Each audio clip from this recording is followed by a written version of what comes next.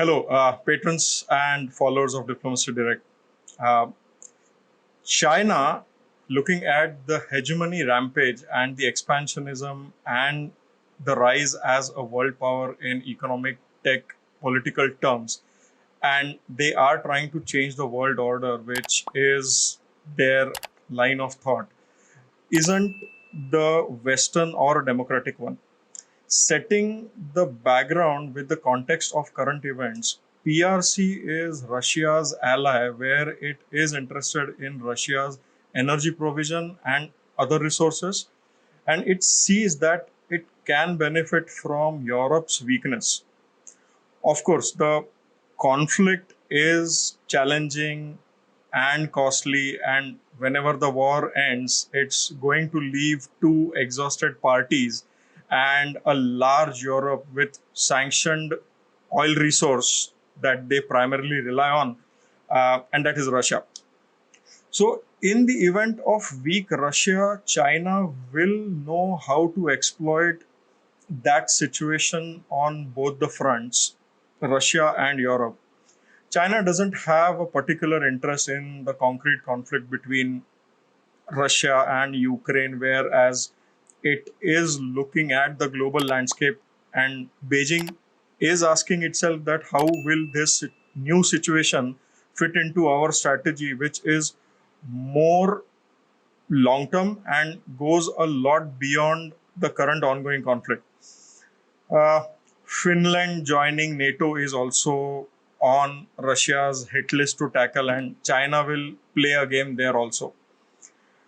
Lots is going on in EU's backyard, and China is waiting and watching along. Hello.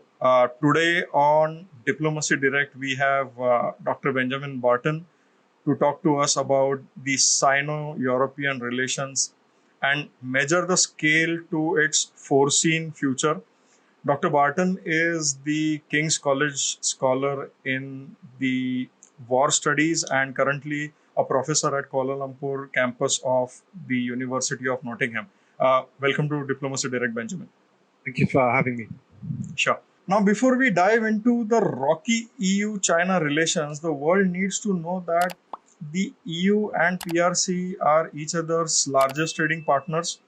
In 2020, the EU was strategically dependent on China for 659 of its over 5,600 product categories defined by the United Nations Comtrade database. These account for 43% of total imports by value from China's totaling to $586 billion. So, Dr. Barton, for the starters, how have the EU-China relations evolved since 21st century? Right. Well, thank you again for the kind invitation. Let me start by saying here that, if we go back to the very start of the 21st century, the EU and China didn't have such depth to their commercial depth to their bilateral relationship, as you just explained there, with that figure, which I think speaks volumes effectively of the nature of EU-China relations. This being said, if we go back to particularly the year 2003, that's a critical year in the EU and China's bilateral relationship, because that's when the comprehensive strategic partnership was first announced. Now, we know that moving on from 2003, China has allocated that terminology to certain partners. It's doctored the nomenclature to fit certain of its bilateral relations, to basically let others know that they need to improve their bilateral relations with China. But the EU was one of the first to receive that. So that title, Comprehensive Strategic Partner for the PRC. And so in the academic literature, scholars, policy commentators, and others were getting very excited at this time, thinking that actually maybe the EU and China, might have a specific bond which could alter the shape of world politics, moving away from the United States' unipolar moment. And this is because, well, you have the context of the war in Iraq ongoing. So, of course, the EU, kind of similar a bit to the way that Europe is today, was divided, perhaps more so between the Western members of the EU. There was divisions, there was discord, and within NATO as well, which is perhaps less the case today. But you had this ongoing backdrop of geopolitical tension. And China was, at that time, of course, emerging. It was not seen as a world power in the same way it is, or let's say a rising world power in the same way it is today. But both had a vision for the world order, which was perhaps different to the vision which was being propagated by Washington. The EU had this firm belief, which it's always had, in multilateralism on the one hand, and on the other hand, you had China, which was, of course, trying to propagate this idea of multipolarity. And somehow, against this rather antagonistic backdrop of the war in Iraq, you had this belief that maybe the EU and China would work together towards a new world order, which would be multipolar/multilateral in nature.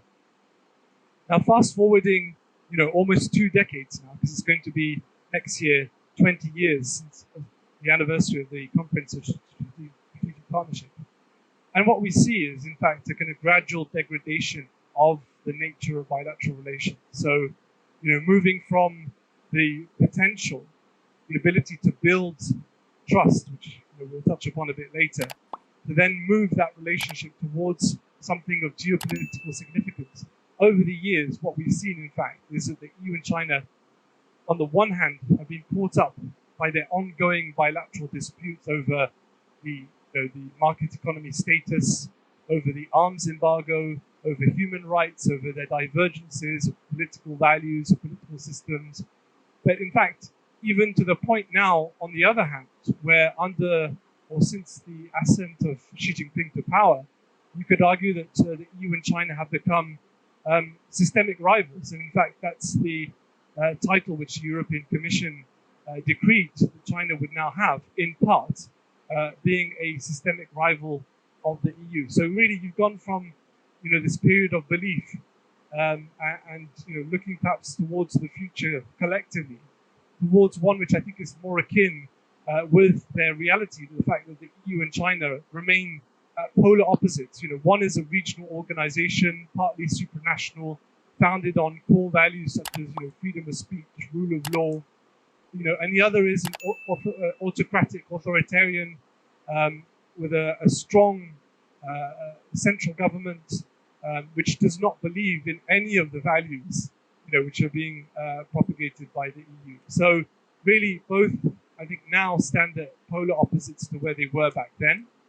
And it's only, as I said, kind of exacerbated the reality that, in fact, the PRC and the Chinese Communist Party in particular has always had that element of distrust towards the EU, simply because this bridge of values is so wide, and there's such a gulf between both sides. So well said. So when you put out the systemic rivalry, it actually showed in the recent EU-China virtual summit of 2022, which happened after 2 years since the pandemic began. And it shows that there's been instances where the EU is sensing the same mistrust that few other nations have felt under BRI trade deals, right? Now, in the EU market for China is where their economic growth is made and created and supported. And they can't afford a trade war or sanctions or any problems with the EU.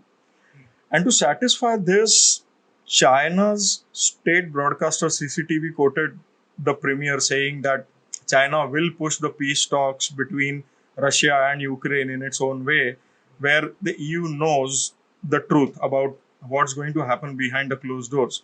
So we see a gradual increase, like you have put out, so extrapolating. So this mistrust from EU for China, or is it gradually increasing very evidently, or is the business going to be as usual? Not only the trade front, but also from the EU's China foreign relations policy perspective? Yeah, that's a great question. Well, I think that if you look at it in terms of mistrust being institutionalized, the fact is that from a commercial point of view, there's always been a desire in Europe, of course, similar to the United States, to benefit from China's rise. Okay, so whether it's investments, whether it's trade, whether it's supply chains. And that reality remains today. So as you mentioned, when China had, up until 2020, the largest bilateral trading partnership in the world.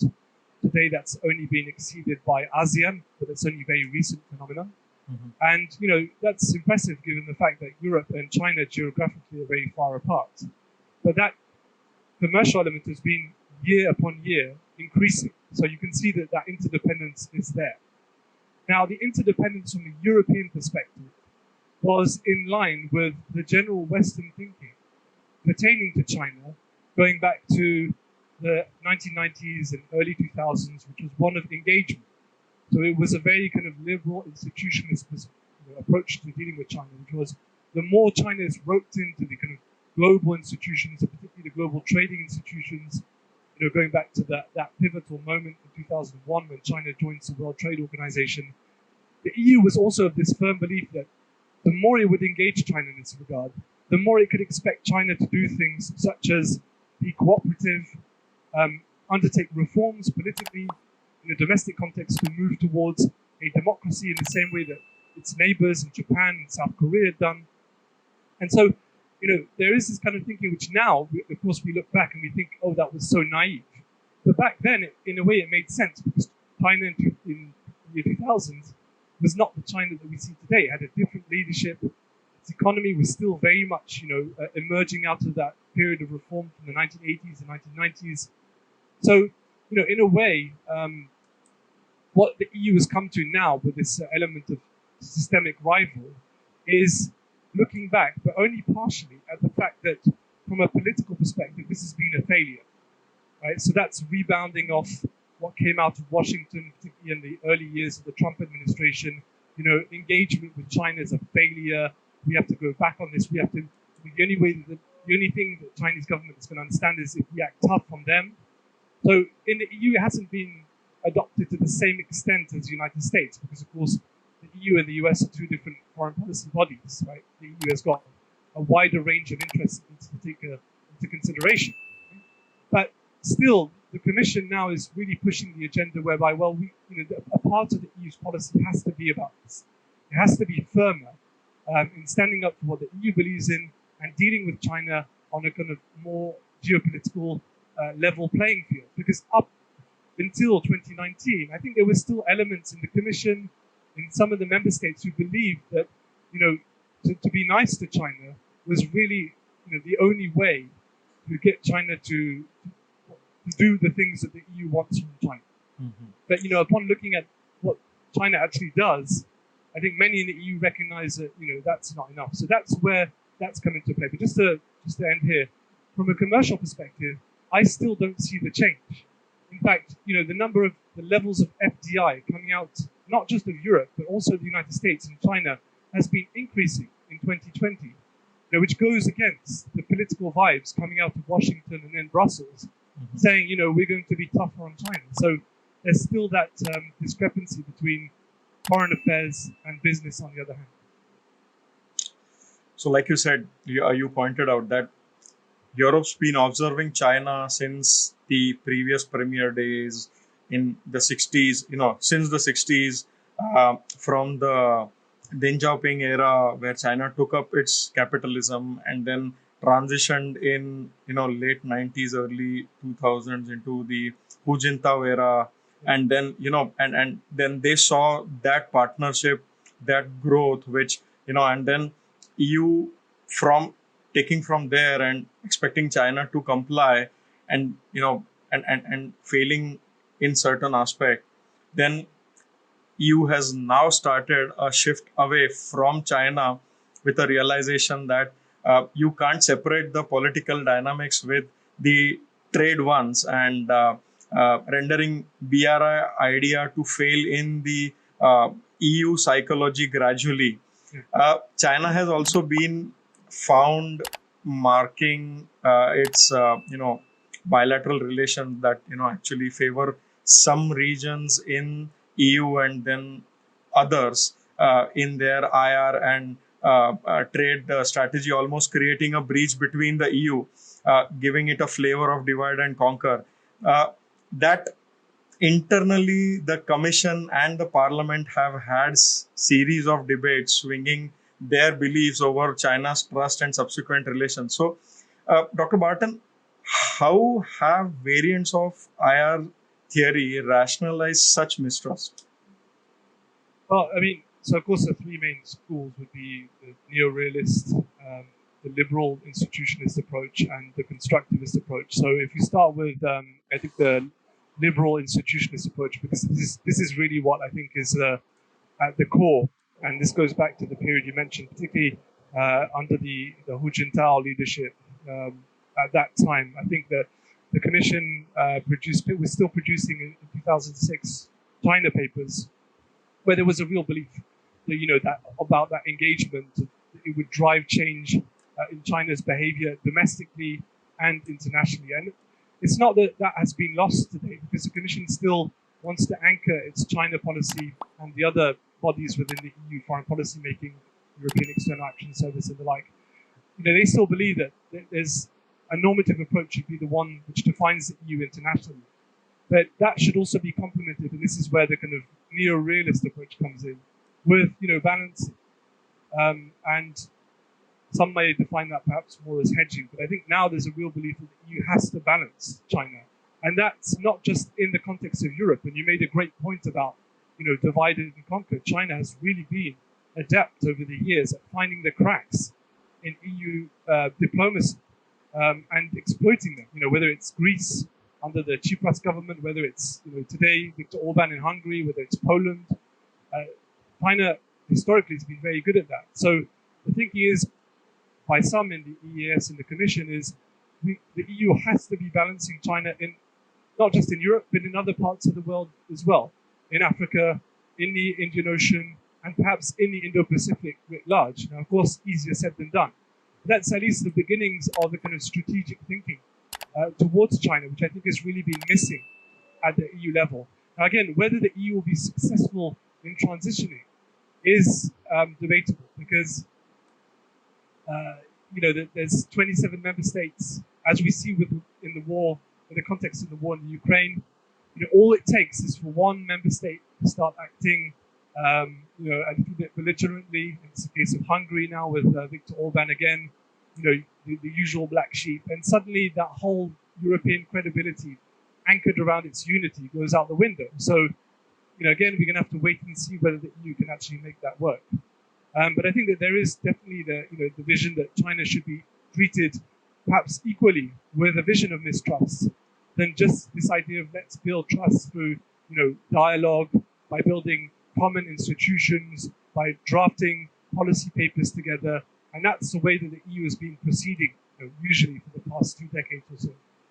And just to end here, I would say that there's also a kind of constructivist, if not cognitivist, way of looking at EU-China relations, which I myself have dabbled in the past.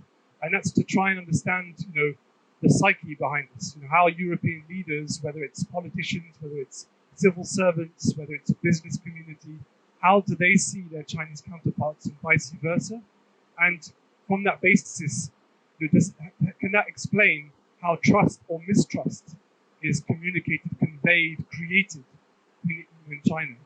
And this is a lens which hasn't really received much attention in the academic literature, because it's usually the harder one to prove, because you've got to get in the heads of the leaders themselves. But we have seen on a very limited number of occasions, particularly with regards to security and non-traditional security threats, this kind of alignment of identities amongst members of the European naval forces or armed forces with their Chinese counterparts. But usually when they're dealing with a threat, to say Somali piracy in the Gulf of Aden, which is seen as internationally condemned as and recognized as a threat. But on the whole, I think you could argue that, as Harish Kapoor did in a book he published in 1990, which I think is still very much relevant today, and I've said this elsewhere, that he wrote a book which was about how Europe and China were distant neighbors. That was in 1990. To be honest, in 2022, the title of that book is still very much relevant. So that tells you how much mistrust is still, I think, prevalent over trust. With perhaps the only caveat that although the Commission has called China a systemic rival, it hasn't gone so far as to rule out areas of cooperation. And I think that if you look at EU-China relations compared to, say, US-China or even India-China relations, the EU has a bit more room for maneuver in identifying areas where the two can cooperate. Whether it's technical aspects pertaining to trade, whether it's climate change, whether it's dialogue on the kind of 60-plus areas of sectoral dialogue that EU and China have. I think that hasn't been ruled out. It's just that now there's a bit more focus on treating China as an equal, quote unquote, geopolitical. So, Benjamin, when we speak about, again, it's a strategic conundrum. And when we talk about, China's strategic support for Russia, given in the current context, the wiggle room that you were talking about kind of, is shrinking in terms of now Ukraine wants to be a part of, EU. And that is which actually plays on the other hand where, they got to balance out. So with their economic interest versus their strategic interest. And coming back, to the interest, coming back to the EU-China summit, EU has expressed concerns over Beijing's, neutrality over Russia's invasion of Ukraine, and also possibility of support with Chinese arms supply, evading Western economic sanctions. There's been a certain tension building over past 2 years since the last such summit, and China says that they don't want to be questioned about their strategic relations with Russia. It's clear that China is trying to balance both, right? And then it's definitely the situation is that they are in the middle, right? So at one end, declining trade trust with EU, and on the other, strategic alliance with Russia. How will China balance out their act to sound earnest and real? And is EU going to fall for that? Yeah, well, this is a $1,000,000 question, isn't it? What's China going to do? And I think that this is probably wrecking the brains of those, in that relatively tight circle which define Chinese foreign policy these days. Mm-hmm. Because indeed, you're right. I mean, on the one hand, there's the relationship with Russia. I wouldn't personally go so far as to call it an alliance. I think that actually China and Russia, although on the outside they seem very close, they have quite a few commonalities. There's the dependency on trade for energy and arms and whatnot.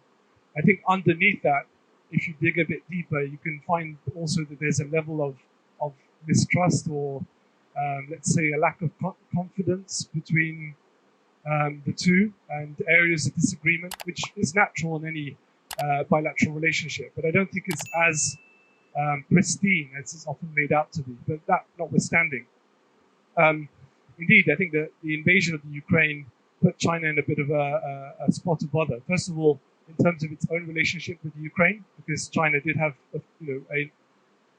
official bilateral relations with the Ukraine, and of course, the 5 principles of peaceful coexistence, non-interference. Well, the Russians pretty much blew that one up when they decided to intervene. So again, it puts China in a bit of a bind. And as you mentioned, on top of that, there's a relationship with Moscow, because now having made had basically going down a cul-de-sac from a foreign policy perspective, Putin can't anymore rely upon any kind of interaction, diplomatic, commercial, financial, with the West. So he's forced Russia into looking, on the other side, which is this kind of pivot to Russia's, to the east, effectively. And again, that seems like it might be able to work out for Russia, but there's also chances, I guess, it won't. And a lot of that hinges on its own relationship with China. Now, for the EU, of course, this is problematic because what the EU wants, what NATO wants is to put so much pressure on Russia that it either gives up the war effort over time, that decides to make a viable truce, or that it recognizes its mistake and pulls out its troops.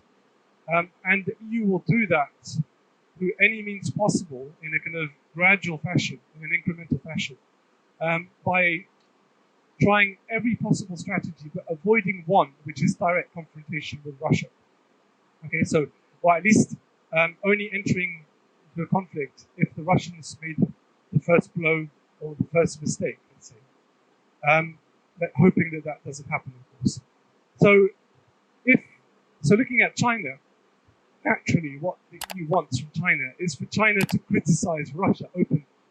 Right? Is to say, what Russia has done is scandalous, to not remain neutral, but instead to do like some other Asian countries have done, notably Japan, South Korea, Taiwan, Singapore, and so on, is to join the bandwagon of sanctions against Russia. Now, China actually has been a bit hesitant about this. Of course, officially the government wants to remain neutral, even though it's kind of talked up its relationship with Russia.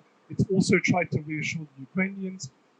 Business communities, I think, in China, I think, are very much concerned about the potential that that this web of sanctions could be increased to the extent that they might be concerned by this.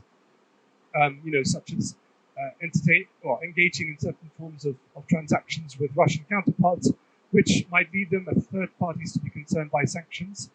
So, ultimately it would be a dream for the EU to get China to side, at least diplomatically, with the Western effort. But that's, I think, a pipe dream, because China has its own problems with NATO, which go historically way beyond NATO's recent assertions that China is a strategic competitor. I mean, you've got to go back to the bombing of the Chinese embassy in Belgrade, for instance, back in 2001, which is still lingering in the minds of the Chinese foreign policy community, and just simply the positioning that China has on foreign policy matters today, siding with you or unofficially siding with NATO, wouldn't make any sense. So I think that although the EU might try and pressure the Chinese counterparts as much as they can to get them indirectly to pressure Russia into changing